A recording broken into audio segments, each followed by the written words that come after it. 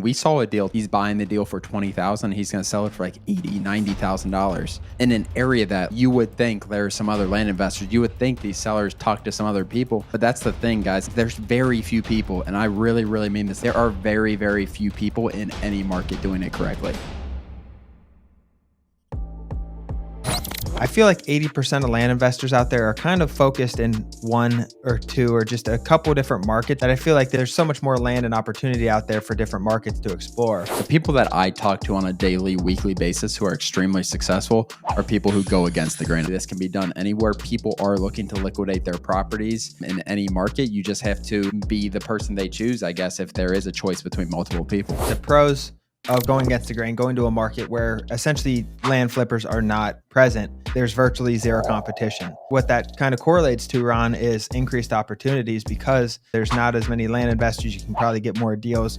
You can remail it easier. You can just work the county very, very well. The con to going to a brand new market, Ron, is it's an unpaved road. So it's just really risk and fear in their minds. And I definitely understand that. We saw a deal. He's buying the deal for $20,000. He's going to sell it for like $80,000, $90,000 in an area that you would think there are some other land investors. You would think these sellers talk to some other people, but that's the thing, guys. There's very few people, and I really, really mean this. There are very, very few people in any market doing it correctly. You really just need to find ways to differentiate yourself. If you are in those hot areas, there are so many opportunities because most people aren't doing it right. Call back quickly, text, mail, find ways to stand out in those markets. Still very, very possible.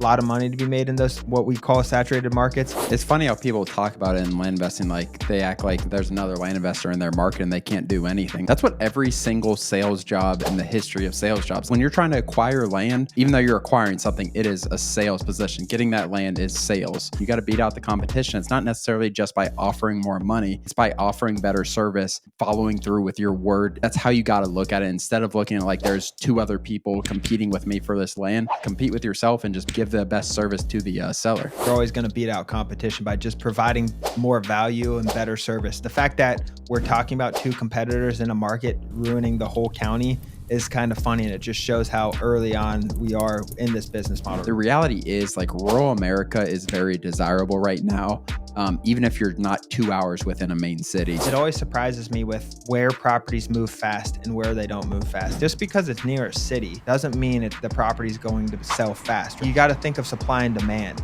If you have a short supply and a high demand, whether it's 100 people in an area or 100,000 people or 1 million people, it all is the same ratio. When I first started this business model, that was one of the things that really surprised me, Ron, was how much demand there is out there. And it all correlates to the supply.